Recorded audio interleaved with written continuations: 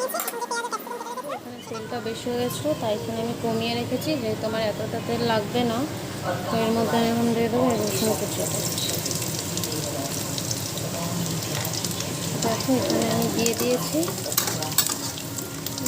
রসুন কুচিটা দিয়ে দিয়েছি।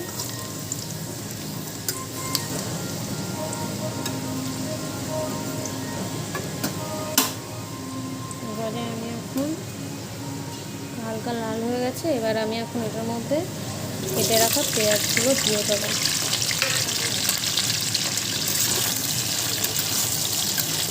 দেখো এখানে আমি পেঁয়াজগুলো দিয়ে দিয়েছি।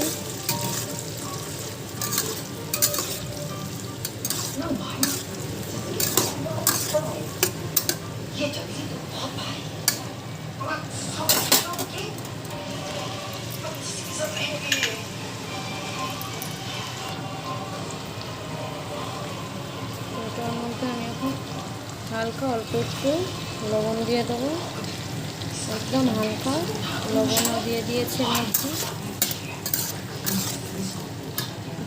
হালকা একটু লবণ দিয়ে দিয়েছি।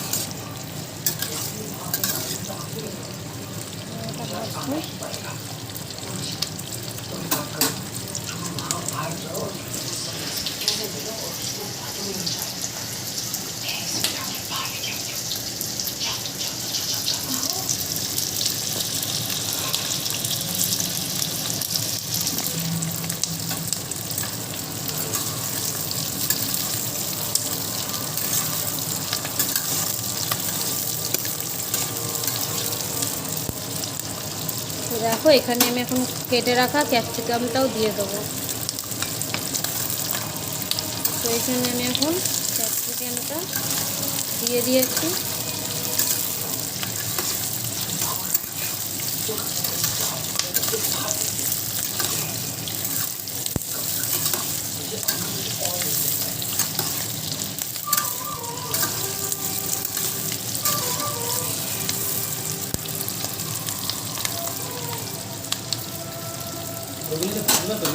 কি আর কি বাজবে জানি না আমি।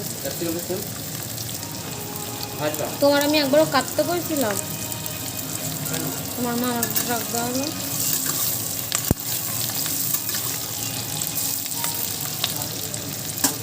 তো দেখো এখানে হয়ে গেছে, রসুন বাটাটা দিয়ে দিয়েছি।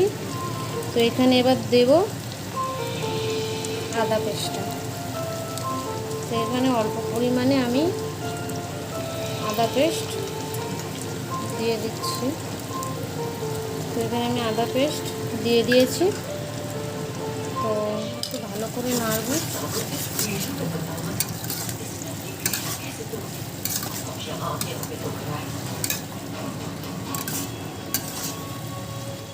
এখন আমি দিয়ে দেবো এখানে সয়া সসটা,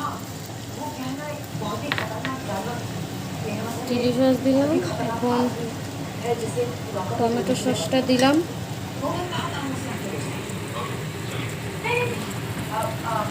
এবার দিলাম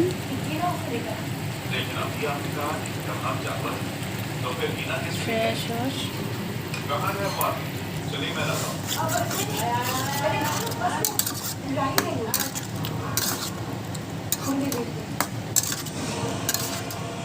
এখানে সয়া সসটা আমি দিয়ে দিয়েছি।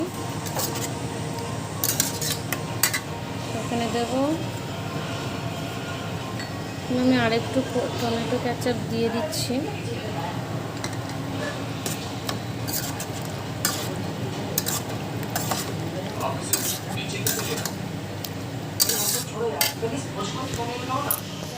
এখানে আমার হয়ে গেছে এটা। এখন আমি এটার মধ্যে জল দিয়ে দেবো।